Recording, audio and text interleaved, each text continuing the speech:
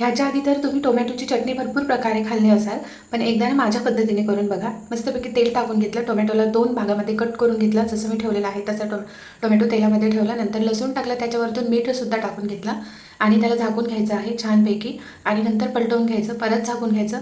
नंतर चम्मचच्या सहाय्याने याला बारीक करून घ्यायचं आहे. तर बघू शकतो पूर्ण बारीक केलेलं आहे मी.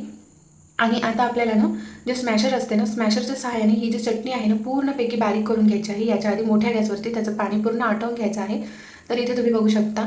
आणि याला 15 ते 20 मिनिटे ठेवायचं आहे. नंतर ही प्रोसेस करायची आहे, म्हणजे आपल्याला ही चटणी पूर्ण थंडी होऊ द्यायची आहे. नंतरच आपल्याला कांदा, हिरवी मिरची आणि कोथिंबीर टाकून घ्यायचं आहे भरपूर असं. तर एकदम भारी अशी चविष्ट ही चटणी होते. नक्की ट्राय करून बघा फ्रेंड्स तुम्ही. लाल तिखटसुद्धा ॲड केलेलं आहे मी. आणि बघा फ्रेंड्स, ही रेसिपी आवडली असेल तर नक्की ट्राय करा. आणि व्हिडिओ आवडला असेल तर लाईक, शेअर, सबस्क्राईब आणि कमेंटसुद्धा करा. आणि इंस्टाग्रामवरती असेल तर नक्कीच फॉलो करा फ्रेंड्स. भेटूया परत अशाच शॉर्ट्सवर. तोपर्यंत बाय.